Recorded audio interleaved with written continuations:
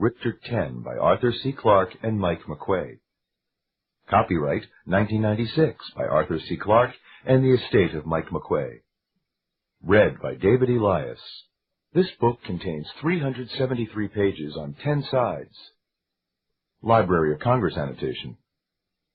In a near-future America devastated by ecological disaster, ruled by Chinese corporations, and split along racial and religious lines, seismologist Louis Crane tries to prove to an unbelieving world that a colossal Richter 10 earthquake is imminent. Violence, strong language, and some descriptions of sex. 1996. From the book jacket. Arthur C. Clarke is the greatest living writer of science fiction, the mind that produced a string of blockbuster New York Times bestsellers, including 2001: A Space Odyssey and Rama Revealed. Now, in his latest major novel, he turns his remarkable imaginative powers to a near-future story of the struggle to avoid catastrophe in the form of a colossal earthquake more destructive than any in human history. Written in collaboration with Mike McQuay, Richter 10 is Clarke at his thrilling, thought-provoking best. Louis Crane lived through the devastating Los Angeles earthquake of 1994. He survived, but his family didn't. And at 7 years old, his life was ripped apart. Now he's 37, an expert seismologist with a fierce hatred for earthquakes. He's developed a unique theory of quake prediction, determined to protect people from the fate of his parents. But in a world run by Chinese-held corporations, and in America split along racial and religious lines, there are those who don't want him to succeed. To prove his theories conclusively, he needs to predict an unpredictable quake. Then he finds one along the Reelfoot Rift, a massive rolling and shaking that promises to register over 8.5 on the Richter scale. All Crane's equipment and his scientific team, geologist Dan Newcomb, beautiful, brilliant imager Lainey King, engineer Bert Hill, and the mysterious Sumi Chan, say a big one is coming. Memphis, Indianapolis, and Nashville will be swallowed up. Chicago devastated. Suddenly, the nation is divided between those who believe Crane and those who call him mad. The outcome will be something no one expects, and it will cost Crane everything: his reputation, his best friend, and the woman he loves. But Crane knows that an even bigger big one is coming, an incredible Richter 10. Louis Crane knows where, he knows when, he even knows how to stop it. And if it strikes, America and the world will never be the same. But will anyone believe him? Steeped in the latest discoveries of Earth science, Richter 10 is an excursion into high-tech suspense and the staggering force of a moving, living Earth. Arthur C. Clarke and Mike McQuay bring together the limits of science and the farthest horizons of the imagination. The result is a riveting, heart-stopping masterpiece of catastrophic terror just waiting to happen. About the authors. Arthur C. Clarke is one of the most celebrated science fiction authors of our time, named Grand Master by the Science Fiction Writers of America in 1986. He is the author of more than 50 books, with more than 50 million copies in print. His best-sellers include Childhood's End, 2001: A Space Odyssey, The Hammer of God, and, most recently, Rama Revealed with Gentry Lee. He co-broadcast the Apollo 11, 12, and 15 missions with Walter Cronkite and Wally Schirra, and shared an Oscar nomination with Stanley Kubrick for the film version of 2001: A Space Odyssey. Mike McQuay is the author of 35 novels, including Puppet Master and State of Siege. In 1988, he won the Philip K. Dick Award. Fierce Captain. The animals know, don't they? Laney said, standing at Newcomb's side. Yeah, they know. He looked back at Bert. I need your vehicle. It's yours. What else? Let the chickens go, Newcomb said, climbing into the control seat. Laney hurried around to get in the other side. Hill moved to the cage and opened it to an explosion of feathers as the birds flapped and squawked out of the truck and into the startled onlookers who scattered quickly. "And Bert," Newcomb called through the window space, "get things under control here. Don't let anyone wander outside of the designated safe zones. We lose a news person and the whole thing was for nothing." "Gotcha, Doc," Hill said as Newcomb opened the engine's focus and turned the truck around. "Stay in the shade." "What does Bert Hill do around here?" Laney asked, annoyed that Dan hadn't introduced her. "He's Crane's ramrod, security chief, major domo, whatever." Crane and the Foundation couldn't get along without him. "And where did Crane find this gem?" Newcomb laughed. "You're not going to believe this. Crane picked Bert out of a group of patients in a mental institution. Told the head shrink he needed a good, paranoid schizophrenic in his organization. They're very detail-oriented, you know, and extremely security-conscious." "You're making this up." He smiled. "Ask Crane. That's the story he told me. Whatever's the truth, Crane is closer to Bert than anybody else on his staff." Mud spewing around its wheels, the truck sped out of Mobile 1 as Newcomb added programming to head it toward the mines. Despite the dork, he was keyed up now, and hating himself for getting excited about the disaster to come. Damn it, he wasn't one bit better than Crane. Jolly old Crane. The truck bumped onto a dirt road that cut through a vast field of goldenrod, whose beauty made Newcomb feel even more disgusted with himself. If his calculations were right, and he was damn sure they were, then all of this, the throbbing green foliage and vibrant yellow flowers, the ancient swaying trees in the distance, the people on this island, would be so much primal matter within hours. He slumped in the seat, chin on chest, wishing he'd put a second heaping spoonful of Dorf in his coffee. "Am I supposed to keep my mouth shut?" Laney suddenly said. "Or am I allowed to ask how you've been the last 6 months?" He straightened, and glancing sheepishly at her, "I'm sorry. Been out of touch. Things have been intense back in L.A. "I translate that to mean you've been trying to get me out of your system." "I care too much," he blurted. "I don't like that kind of weakness in myself." "Okay, and I guess I translate that to mean you've avoided me because you can't control me." He grimaced. It was the truth. "You wouldn't move out to the mountain with me, and don't start giving me your career routine." "Fair enough," she said, settling back in her seat and taking in the countryside. "What's the line on this island? It seems uninhabited." "Not by a long shot," Newcomb said slowly, "although there aren't a whole lot of people here." He pointed toward a far-off peak. "That's Mount Kimpoku, where the Buddhist priest Nichiren lived in a hut." He foresaw the kamikaze, the divine wind, which destroyed Kublai Khan's fleet. There's also an exile palace someplace, but I haven't seen it. Too busy. Most of the island's population lives in a fishing village east of our tent city. It's called Aikawa, and there's an adjacent tourist compound with a theater company, demon drummers, the usual. The Aikawans liked us at first, mainly because we brought jobs. Now they hate us. Hate you? The truck turned onto a dirt roadway, leading down from the plain into a cypress and bamboo forest. An old-fashioned jeep passed them going the other way, the driver beeping and waving as his passengers, all camheads, gaped. "You'd better start getting it through your head what you bought into," Newcomb said. "Crane is the prophet of destruction, my love. For 4 weeks he's been telling the world that Sado Island is going to be destroyed by an earthquake. After a while, the people who live here began to get the notion that he was bad luck and was ruining what little tourist business they had. They've been asking us to leave for days. It's gotten nasty." Laney thought about that, shaking her head. "I don't understand. Why aren't they glad to be warned?" Can you really expect people to up and leave their homes, their jobs? And where are they supposed to go to wait it out, if there's anything left to wait for after it's over?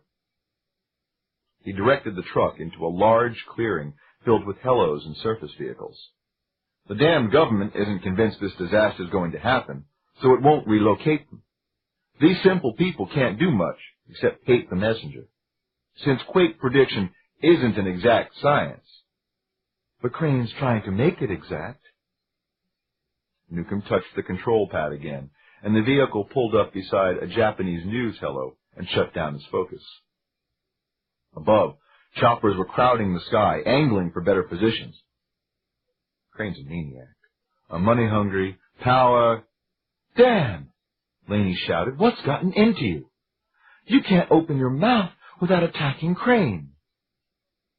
She frowned, remembering the voice messages he'd left, the long email dialogues they'd had when Dan had first joined Crane. He'd respected and admired the man then, cherished the total freedom Crane had given him to pursue his research. Perhaps familiarity had bred contempt, or the two men had become so competitive. That's the mine where we can find Crane. Newcomb pointed toward a large cave some 50 feet away, its entrance almost obscured by the throng of people milling around. Excited, Laney quickly got out of the truck and began to walk fast.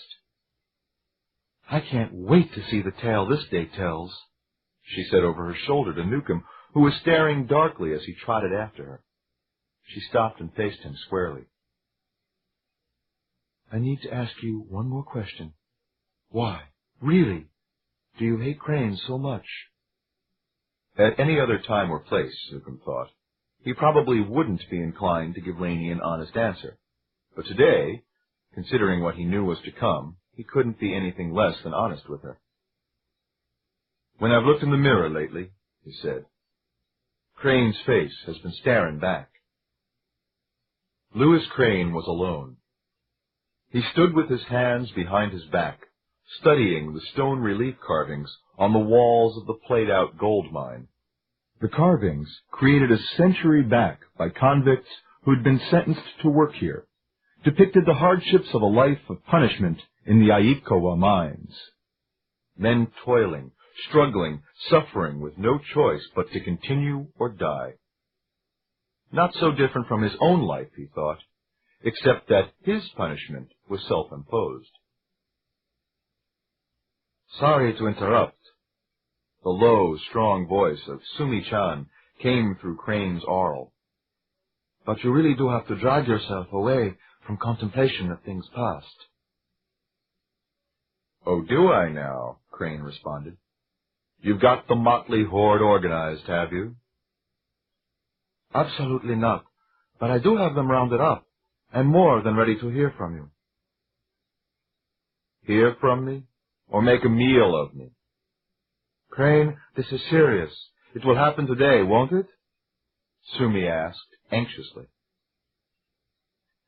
Equipment he had ferried from the landing strip on Dominica Island to the north. 5 huge trucks literally plowed into what had once been the town square, Crane yelling at the drivers to start beeping their compressed air horns. They did, raising an ear-splitting din that turned all eyes toward the man beside the burning bed. Écoutez donc! He screamed again. This time the dazed and distraught people listened. I am here to save you, he shouted in French. But you must listen to me. You are making too much noise. You cannot hear the cries of the survivors. You must stop talking. You must shut off the bulldozers. They will only bury your loved ones. My trucks are full of picks and shovels. Get those. Dig where you hear voices. We must all be quiet and listen.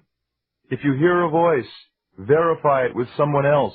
Make sure of the location. Then dig carefully. Those trapped in the rubble will die if you don't do what I say. The men should dig. Women and children should help carry away the debris. Use wheelbarrows, planks, doors, anything you can pile up with mud and rock. Move quickly but silently. Medical personnel are here to help with those who have been hurt. If you find an injured person, don't pull him from the wreckage until a doctor has checked him out. You are good people. You will understand the wisdom of my words. He repeated his message in English, then in Chinese. When he was finished, he was so hoarse he could barely speak. Wide-eyed Americans climbed out of the trucks. Crane loved and hated people. They were capable of gallantry and ignominy, all at the same time. "You were briefed on the plane," he croaked. "You know what to do. Get with it." The area calmed to an eerie silence as the truck drivers turned on their high beams to illuminate the area. Laney joined Crane in the center of the pantomime. "The sensors are in place," she whispered, "and you were right. The information we're pulling out of the ground will be the best education I or your computers could ever have. We're standing on a living, breathing, seismic heart." He nodded, looking skyward. "Make sure the data is transmitting to the computers," he whispered in return. "Then see to the satellite transmission back home." "You keep looking up," she said. He was shaking his head. "My arm," he whispered. "This bastard's not finished with us yet. The people have got to be taken from here as soon as possible. We'll load trucks with the injured and get them right down to the docks." "J'ai entendu quelqu'un," someone called excitedly from farther down the square. Then someone else. "J'ai entendu." "Dig," Crane called through cupped hands. "Bécher." They worked diligently, quietly, everyone pulling together. Crane moved over the face of the cataclysm, trying to take back the lives that the monster would have for its own. As he went, he spoke with his workers, explaining void-to-volume ratios for air and collapsed buildings and the likeliest places to find survivors. He helped with the unloading and placement of the amplified listening equipment.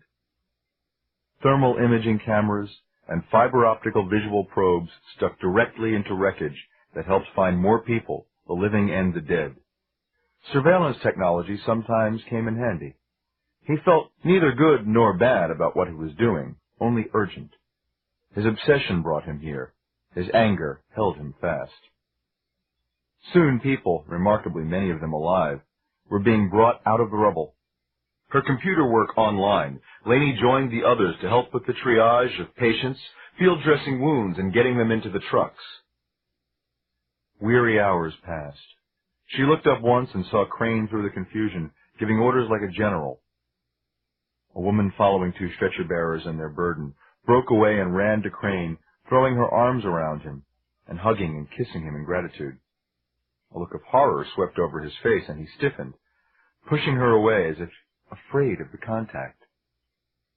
Laney labored under the most intense fear she'd ever known.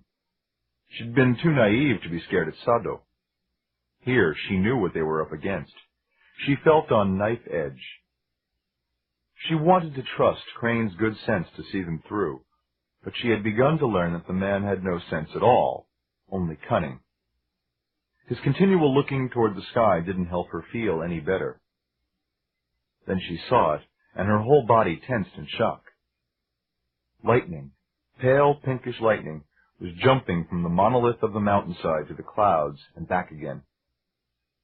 Suddenly it seemed to be springing from everywhere, crackling loudly like cannon fire. She ran through the confusion of increasingly desperate and tired workers, finding Crane amidst the partially cleared wreckage of a large house whose top floor was simply gone, its staircase leading to nowhere. A teenage boy lay at the foot of the staircase, his legs pinned beneath a wooden beam. Several workers were improvising a hoist to raise the beam, while Crane and a USC intern knelt beside the boy. "Crane," she said, "the sky." "Not now," he said, then turned to the workers who were in the process of levering up the beam with another crossbeam. "Don't take it off." "Why not?" the intern asked. "His injuries seem minor. We can get him on a truck and—" "Good lesson, Doctor," Crane said. "Ever heard of crush syndrome?" The young man, smeared with mud and soot, just stared. "In a case like this," Crane said, "we've got to treat in situ before we risk moving him. He's had almost 10 hours under this beam to build up toxins where the blood flow was cut off. You pull him out of here now, he'd walk away fine and be dead of a heart attack in an hour." "What do we do?" "We flood him with fluids and antitoxins intravenously. Pump him up. When we move the beam, his body's prepared to deal with the toxin rush into the system. I'll get the gear, the young man said, hurrying off. Okay, talk to me, Crane said to Laney as he bent to the boy, brushing strands of hair out of his face. J'ai peur, the boy whispered. Moi aussi, my Petro, Crane replied, then looked at Laney. The lightning, she said. It's jumping up from the island. Crane, his face a mask, rose without a word and moved out of the debris to look upward as the intern hurried back into the wrecked house to start an IV. Lightning crackled all around them, played up and down the rumbling mountain like fiery rain. Everyone's got to go, he said. What is it? Laney asked as he walked off. St. Elmo's fire, he called over his shoulder. He began shouting at his people to gather up whoever was left and get them to the docks. Laney ran to catch up. The whole atmosphere is charged with static electricity, he said. Something's going to happen. Suddenly, Le Prêcheur was all motion. People climbed onto the trucks or simply ran in panic. The rumbling got louder, more intense as heavy ash rained down on them. Laney focused on Crane to avoid thinking about the danger and ran to keep up as he darted back to the house they'd just come from. They moved into the wreckage. Get out of here, doctor, he said, taking the IV from his hand. But my patient, get the hell out of here now. He turned to the workers as the doctor left. They were busy propping the lever beam atop a rock, making a fulcrum. Sauve qui peut, he yelled, and the men, frightened already, hurried out. What the hell are you doing here? Crane said to Laney, his eyes intent on the plastic fluid bag he held. Go! Go! Not without you. I'm giving you an order, lady. Very little grew well in the wild anymore. The UV bleaching of crops destroyed everything that wasn't grown beneath the cheap sun shields developed under exclusive patent by Yo-Yu, Liang's major competitor. In July, the president had announced that the government, that is, Liang Inc., was funding a major study into the possibility of ozone regeneration, prompting Yo-Yu officials to accuse the administration of attempting to destroy competitive marketing by attacking them directly on the sunblock and sunshield fronts. They called the government study political terrorism. Crane could only shake his head at the antics of man. In opposition to the antics of nature, however, he was prepared to act, even now. He stepped up onto the platform where Laney sat at a computer console, and Newcomb at the long table with embedded microphones that projected even a speaker's whisper through the vast room. Ladies and gentlemen, he said, his voice godlike and booming theatrically from dozens of speakers burrowed into the walls. The room darkened. Crane waited until his audience grew silent, then said simply, "The universe." Brilliant light flashed for 10 seconds. The universe, Crane continued, began with a clap of hydrogen and helium, vomiting fiery matter at fantastic speeds in all directions. The globe burst into holoprojection flame. Vibrant reds and yellows swirled about the globe. Our planet was born into fire about 4.5 billion years ago. Spinning, its contracting clouds of dusts and gases gradually congealed. The globe changed as Crane spoke, holographically showing the formation of the planet from gas to solid. The massive scale of the sphere and the changes it demonstrated overwhelmed the people sitting in the darkness. Crane could hear their appreciative muttering. At first, we were a planet of molten rock. Slowly, the heavier elements, nickel and iron, settled into a dense inner core. Some of the lighter rocky materials, such as basalt and granite, melted, floated upward, and cooled into a thin crust. There was mantle around the core. Laney's fingers flew over the keys of her computer, and the globe projection transmogrified into a barren rocky sphere. Then it began to rain. Thunder reverberated through the room. Holo rain fell on the globe from dense clouds filled with lightning. It rained for thousands of years until the planet was covered completely by water. At last, the sky cleared. The globe became a ball of spinning water. Cooling at a leisurely pace, the water evaporating, the planet developed land, floating land. Continental chunks appeared on Laney's globe, all of them slowly navigating the water world. Everyone watched, rapt, as the continental mass moved toward the equator, finally joining together in a mammoth, still barren supercontinent. Pangaea, Crane said, Greek for all lands, the starting point for the world we know today. The breakup of Pangaea, due to unknown forces, probably convection, brought volcanoes, and the gases of the volcanoes brought the beginning of biological life. Crane paused. And the breakup of Pangaea brought earthquakes. Crane looked down at Laney. Program the last New Madrid quake into the globe, he said quietly. Newcomb scribbled on a piece of paper, and Laney hurried to her programmers. She needed more input than she could manage alone to pull this off. Newcomb held up the paper. It read, "Don't stick your neck out." Crane merely shook his head, smiling wryly.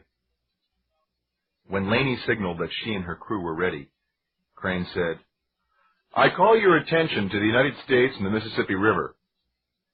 All the lights went out, except for one spot, focused on Middle America. "It is May of 1811, Crane went on. "The rainfall is bad this spring and rivers overflow. Although people hear a lot of thunder, they note that strangely there is no lightning. In the fall, the citizens of New Madrid in southeast Missouri near the border with Kentucky and Tennessee are surprised to find tens of thousands of squirrels leaving their forest homes and moving in phalanxes to the Ohio River, where they drown themselves. In September, the great comet of 1811 passes overhead, shedding a brilliant and eerie glow over the forests, an omen to many." Crane walked slowly down the stairs. The globe was no longer spinning, but had stopped before the grandstand, showcasing the Mississippi Valley. "America is a lawless frontier. Tecumseh rules the Indian tribes near New Madrid, and all through the fall leads many a battle against the forces of General William Henry Harrison. Pirates and robbers ply their trade on the river, forcing cargo boat captains to form convoys for mutual protection. But in the early morning hours of December 16th, a Monday, all that becomes secondary." Crane stepped into the spotlight. "At 2 a.m., hell comes for a visit." A loud crack echoed through the room as a huge scar appeared on the globe. The ground shakes violently, knocking down log houses. A hideous roar mixed with hissing and a shrill whistling sound emanates from the ground, which opens. Noxious sulphurous odors envelop the surviving settlers. Flashes of light burst from the ground as it rolls. The ground erupts like a volcano, spraying water, rock, sand, and coal as high as the treetops. 26 of these events occur during this one night. Horrendous. But only foreshocks. The 27th is the day of the quake, and its power is felt in 30 states. Entire forests are leveled. The ground sinks, reforming itself, as huge fissures open up, swallowing everything. The Mississippi River reroutes hundreds of times. Caught in huge ground swells, it turns into a nightmare of whirlpools and waterfalls, killing everything alive on the river. At one point, it flows upstream. As the banks collapse, the river rises, flooding the whole valley, drowning anything not already dead. In Jackson, Mississippi, 50 miles from the epicenter, trees snap and buildings fall. In St. Louis, far upriver, lightning shoots up from the ground. Chimneys topple, houses split in two. A thick haze envelops the city for days. Ruin is extensive in Arkansas. Memphis is devastated by landslides. As far away as Nashville, buildings rumble and quake. A lake just north of Detroit bubbles like a boiling pot. The shocks are felt heavily in Richmond and Washington, D.C. The State House in Raleigh, North Carolina, is rocked during a late-night legislative session. In Charleston, the church bells clang and residents experience nausea from shaking. Lighted branches on the globe extend out from the quake zone to include most of the United States. What has this to do with us, Doctor? Lee called. A great deal, Mr. Lee, because our calculations indicate that another major quake on the New Madrid fault line is years overdue. Many of the precursors of such an EQ are already in place, and we are attempting to pinpoint an exact time for this catastrophe. Dr. Newcomb, do you have anything to add? Newcomb sat for a moment. He wasn't sure it was time to sound the alarm, but he couldn't very well keep silent. Hey, save some of that for me, Newcomb said, holding out his own glass. I want all of you to know, Masters said, taking a long drink. I think what you're doing here is important. I know that Crane has to sell it to the powers that be, and that by its selling, it becomes cheapened, but not to me. We appreciate that, Laney said, smiling at her. We really only want to help people here, but it seems we always have to have an angle. Nature of the game, Newcomb said, frowning. It's a game I hate, but it's the only one in town. You scared me to death, you know, with your speech today, Masters said. I hope so, Newcomb said. It's got me scared to death. For what it's worth, Masters said, taking another long drink. We traded the Vogelman procedure for backing the Crane Foundation, but had the administration declined, we would have backed you anyway. Some things are more important than politics. You people have class. Hail, fellows, well met, huh? Sumi said. Good for you. I must go get another bottle now. Stay in the shade. Sumi left quickly, Laney following him with her eyes. There was something terribly lonely, terribly sad about Sumi-chan. She didn't trust him, but that didn't stop her from feeling sorry for him. She looked at Masters. What's involved in the Vogelman? You interested, honey? No, Newcomb answered for her. We'll just... Yes, I am interested, Laney said, looking steadily at Newcomb. I have a lot to do in the next couple of years, and I don't want to have to worry about children. Single implant, Masters said. Outpatient stuff, over in 15 minutes. It stays put forever and keeps you from ovulating. No cramps, no periods. She looked at Newcomb. A lot of women are having it done. So much for the world's population, he said. You want to get preggy, you take a pill, no sweat. Mothers are having it done on their daughters at puberty. It takes care of one headache. It's unnatural, Newcomb said. Masters flashed her toothy smile. Easy for you to say, Buster. Nature is as nature does. There's a couple of really good doctors in L.A. who do the procedure, Laney. You want me to set something up for you? Yes, Laney said. No, Newcomb said. Masters took a long breath, finished her glass of enhanced. So, maybe you two had better talk it over, eh? I'll call you, Laney said, glaring at Newcomb. Why did he have to be so overbearing? I'd better mingle, Masters said, theatrically tossing her long hair. They don't pay me to stand here and drink. Like hell they don't, Newcomb said. The woman shrugged. So I know when to make a graceful exit, okay? Thanks again for the show today. I'll have nightmares for a week. She shook hands with Newcomb and gave Laney a lingering hug. I'll call you tomorrow, Laney whispered. When Masters was well away, Laney turned angrily to Dan. I don't know that I've ever been more embarrassed, she said. How could you do that? How could I? Isn't something like this a decision both of us should make? Not from where I'm standing. It's my body, my life. And next week, I'm going to have the procedure done whether you like it or not. We're not kids anymore, he said. Your childbearing years won't last much. Childbearing? She said, taking a long breath to relax herself. I'm not some earth mother just waiting for fertilization, Dan. Why do you always have to spoil...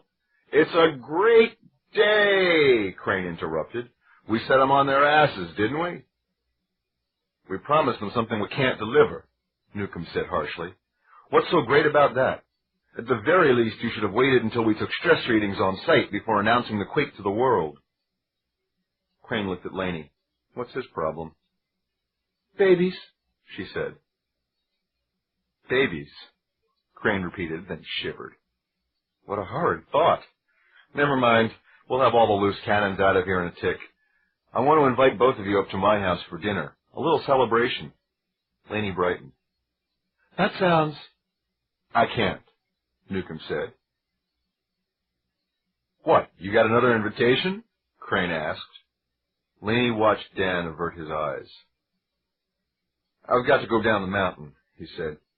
I've been putting off checking the calibration on our San Andreas equipment. It needs to get done. Tonight? Crane said. It's a Masada night. I'll take a burn suit. Take two, Laney said. I'll go with you.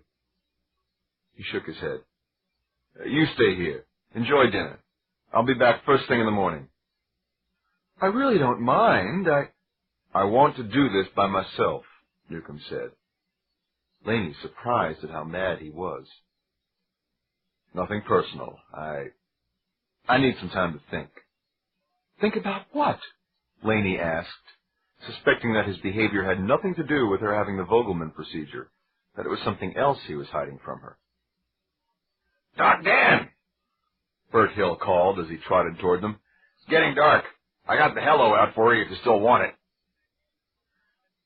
Coming, Newcomb said. I'll be back in the morning. Enjoy your dinner. With that, he turned and strode across the globe room without a backward glance. What the hell was that all about? Crane asked. Laney shook her head. I don't know, but it had nothing to do with the San Andreas fault. What do you mean? He sent one of his techs to recalibrate that equipment last week. 9:10 p.m. Are you ready yet?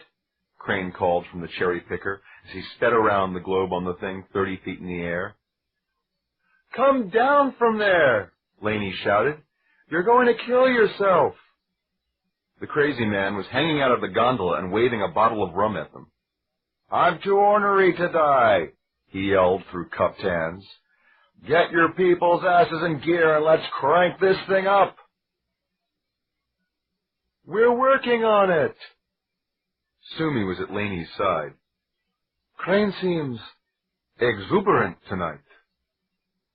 That's one word to describe him, I guess. Laney was starving. Crane's dinner invitation never quite materialized once he got hung up on the idea of trying out the globe for real. Between Dan's absence and Crane's childishness, she was beginning to feel more like a mother than an associate. She turned to her programmers, then rolled her eyes at Sumi. Come on, people, you heard the man. Let's get the thing online. Groans and complaints came from all down the row. Laney looked at Sumi. Can you get him down? She asked. I wouldn't even try. That's what I thought. She moved away from the terminal set against the wall, and out near the globe, the thing rising majestically into its contoured ceiling. They were so small beside such a large dream. Get yourself down here, she called up to Crane as his hoist made another circumnavigation, or I'll shut it down. He banged the controls, the hoist jerking to a stop, his gondola swinging wildly. His bottle crashed on the floor near Laney. Oops, he said. Down, Crane, now. He brought the gondola down to the floor and stepped out of it, his face boyishly contrite. My bottle fell, he said. I'll get you another, Sumi said, hurrying off. Great, Laney said, looking at Crane. How much more of that have you got? Cases, Crane said. Breakup. A huge lump of fire now appeared on the globe, threatening to destroy it as centrifugal force drew the fireball slowly away from the globe. We're going to have to shut it down, Crane, Laney called. You do and you're fired, Crane yelled over the warning bells sounding up and down the line. "It wants to go into shutdown sequence." "But it hasn't, has it?" he returned. "It's smarter than we are. Let it go." The globe was wobbling horribly. It creaked as it tore itself apart, but Crane watched it with a satisfied smile. Then it happened.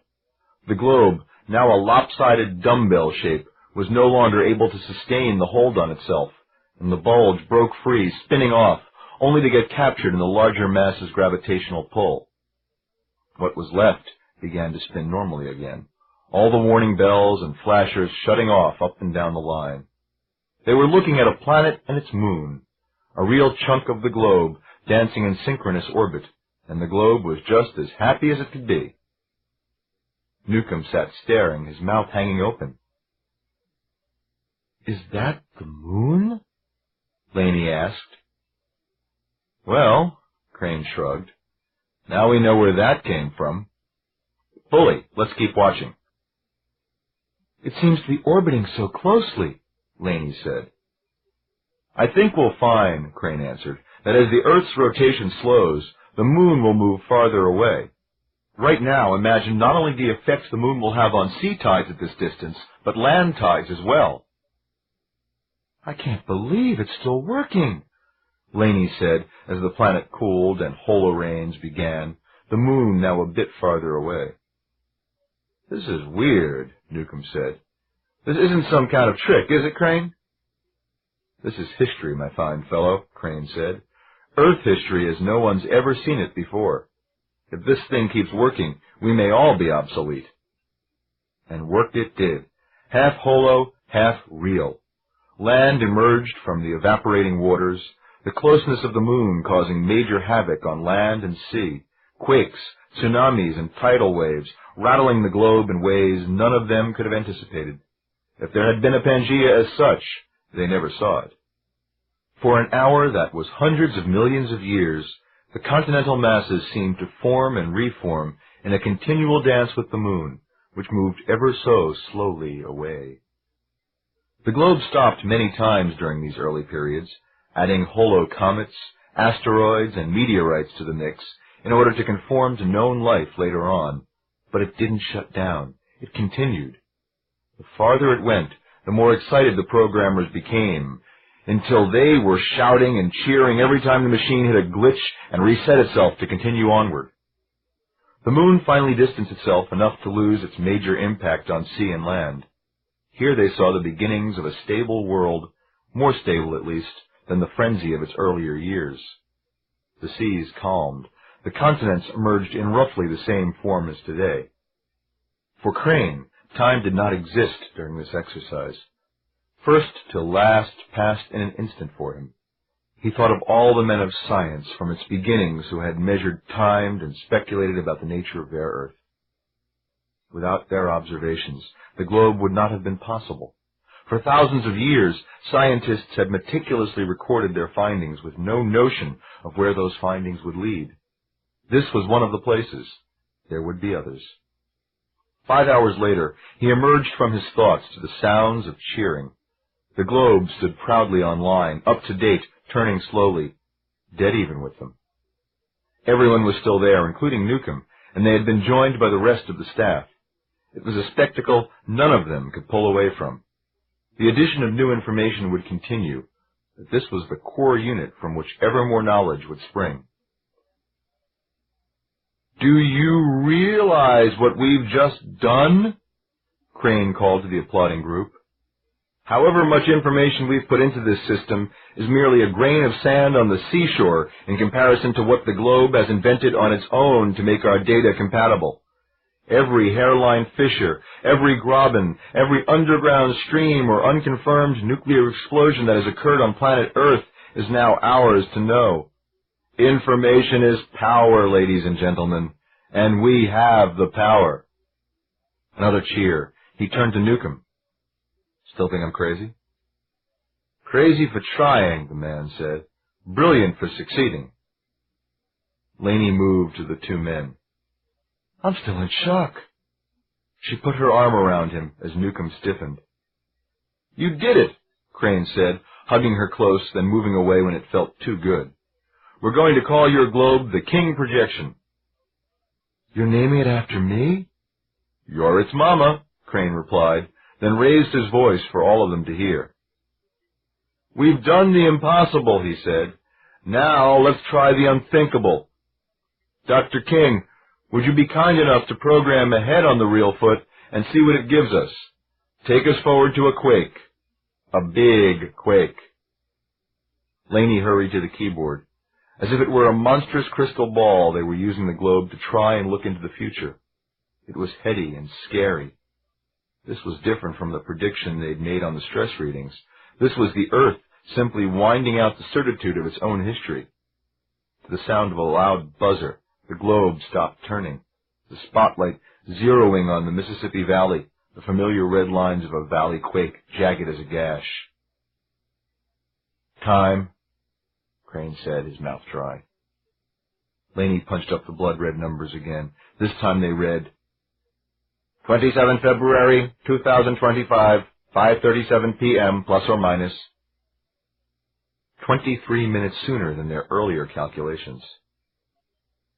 We've done it, Crane said. We've conquered the future. He looked to Newcomb again. This is our research source, he said. All our answers lie here.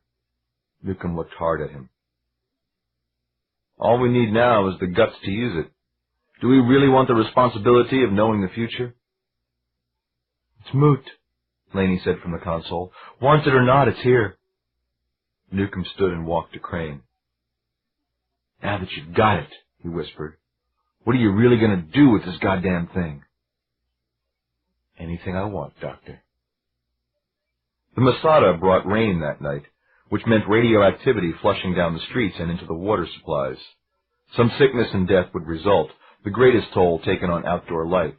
But it used to be worse, and would continue to be a decreasing threat until it would dissipate in the mid-2030s, and be remembered ultimately as a scourge falling somewhere between the Black Plague and the Spanish Inquisition on the scale of suffering of humanity.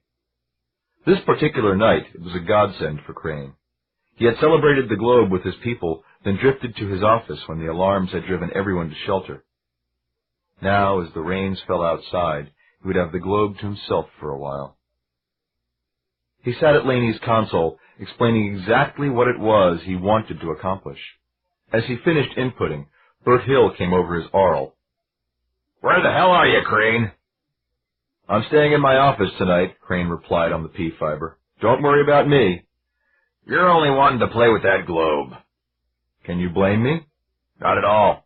Gotta tell you something, though. An announcement just came through all the TV stations. Vice President Gabler has resigned. Everybody thinks it's because he got blamed for all the problems with the war zone. Interesting, Crane said, not finding it interesting at all. That's not the juicy part, boss, Hill returned. Gideon has appointed Sumi Chand to fill out the term. Sumi? Crane said, very interested now. Wonder how they got around the system. Obvious. Liang Int America would show a loss for calendar 2025, a first in its North American history.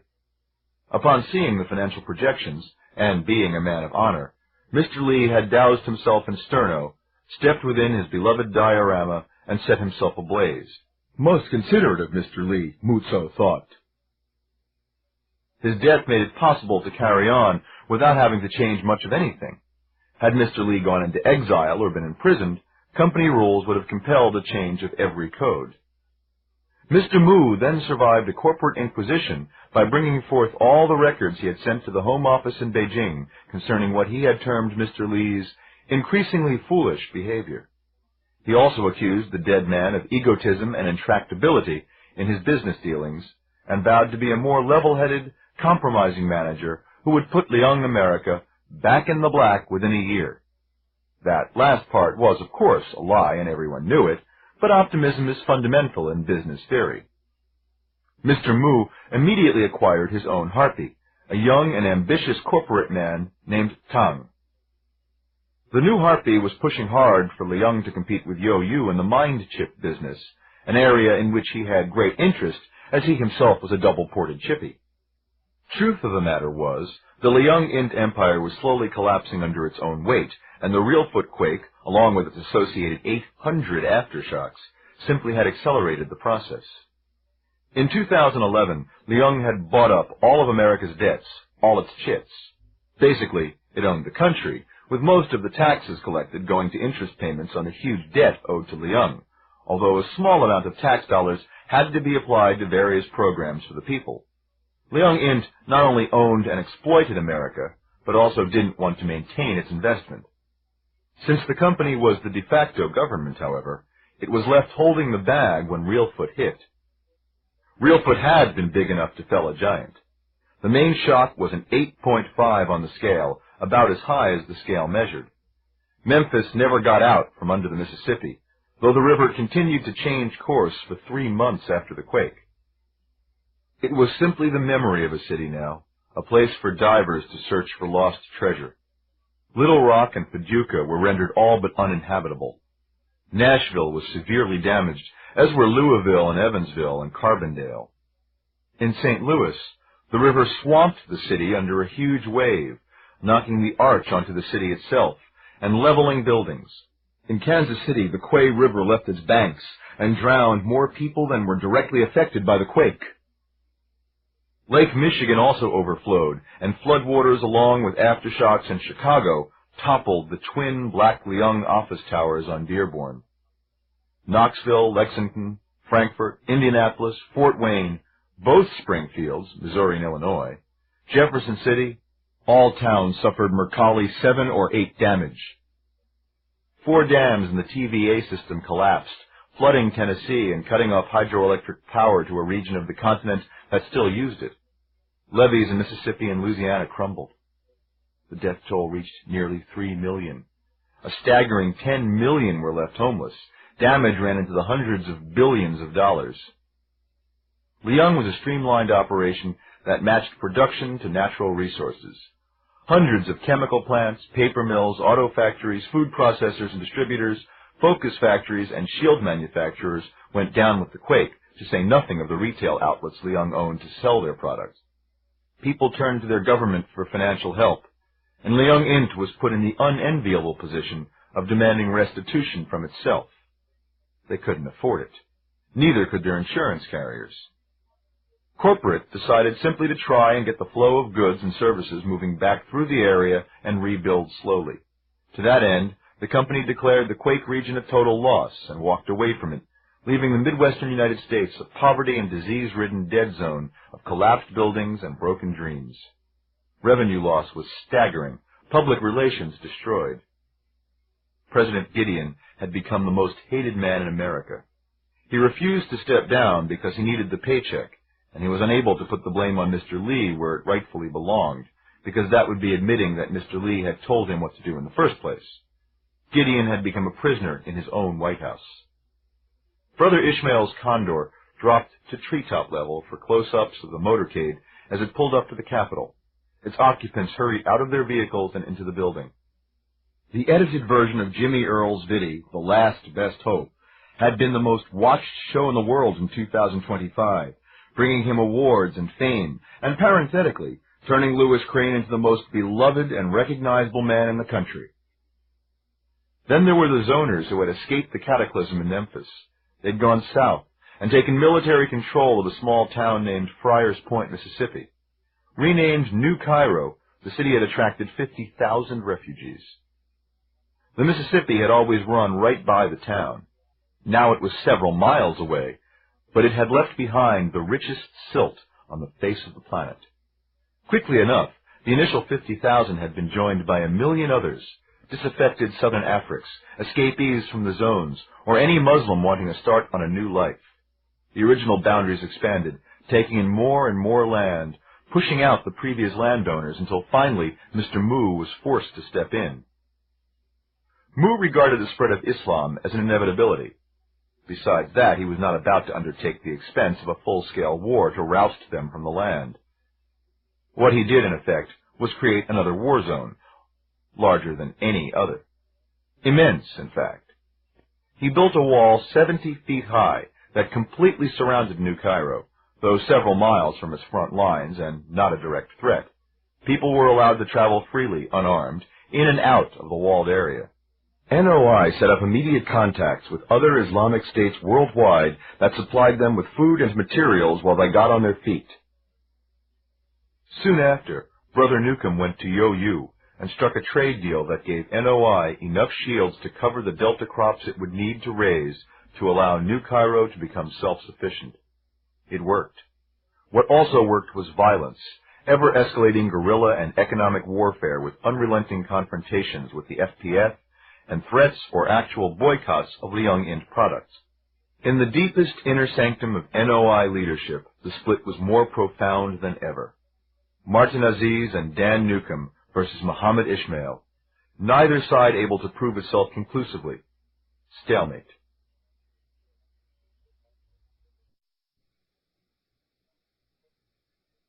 Sumi Chan sat on her lofty perch in the Senate chamber and presided over the bumptious glad handlers who called themselves congressmen. Currently, they were debating whether or not to pass a non-binding resolution that would, in a miracle of complex rhetoric and dazzling illogic, blame the Yo-Yu Syndicate for the tragedy at Reelfoot Rift. Mr. President, said the congresswoman from New York, I would like to allot 3 minutes of my time to the honorable senator from Arkansas, Oklahoma. Noted, Sumi said automatically. You have the floor, Mr. Gerber. Thank you, said the gentleman with the aplomb of a snake oil salesman. As he began to speak, Sumi drifted. She had yet to completely figure out why she was here, and the only man who could tell her was long dead. She had managed to avoid Mr. Lee from the time she had taken the job until his death because she'd feared him sexually. Now, here she sat, bored and alone, symbol of American political leadership since Gideon had hidden himself away in the White House. Mr. President, the voice startled her. A Senate page tugged on her sleeve. Someone wants to see in front of the room. Believe, Crane said, moving to embrace the people who'd made his life worthwhile. Believe in dreams. They never die. He looked toward the classroom door, Laney already staring that way, Hill, Newcomb, and Sumi smiling broadly. Well, don't just stand there, Crane said. Come on out and let the kids see you. Yes, please do, Laney said. And, much to the delight of his father and his mother, and his other adult friends, little Charlie Crane, 18 months old, toddled through the doorway, arms outstretched. Author's note. Many years ago, I was standing in a Delhi hotel when I became aware of a faint vibration underfoot. I had no idea, I said to my hosts, that Delhi had a subway system. It doesn't, they answered. That was my one and only encounter with earthquakes. So how did I get involved with Richter 10?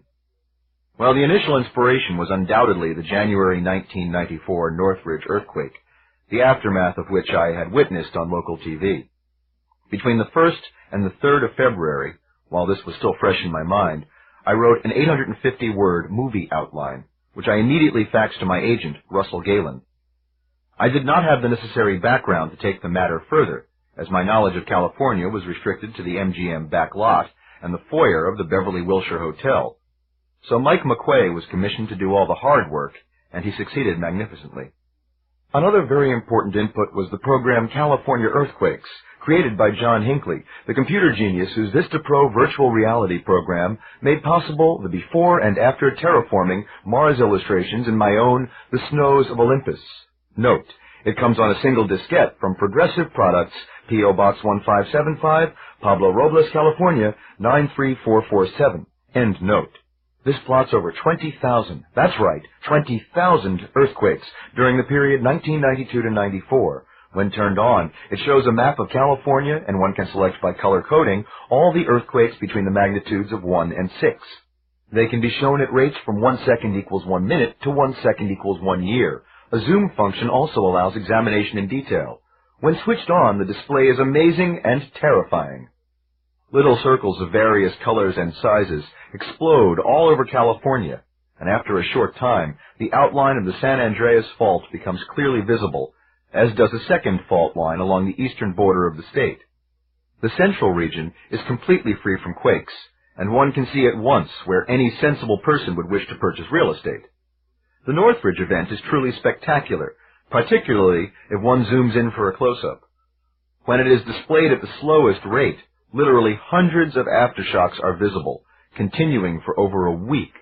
It's a very scary program indeed, and I'm surprised that the California Chamber of Commerce hasn't banned its export, or declared John, who's still living there, persona non gratissima.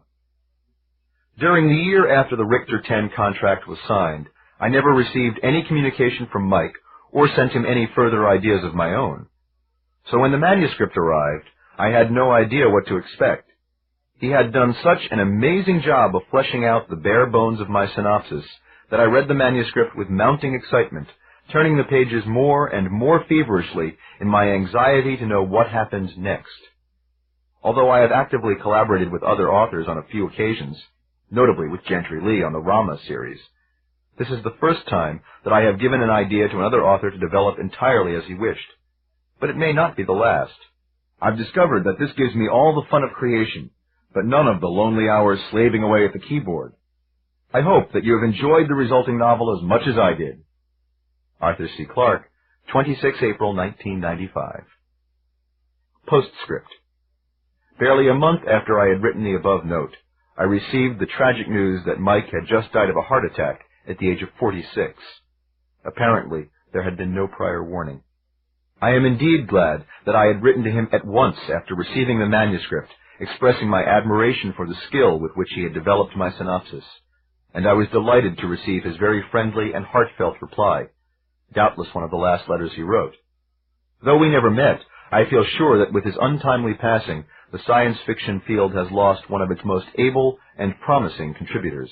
Arthur C. Clarke, 27 July, 1995. End of Richter 10 by Arthur C. Clarke and Mike McQuay.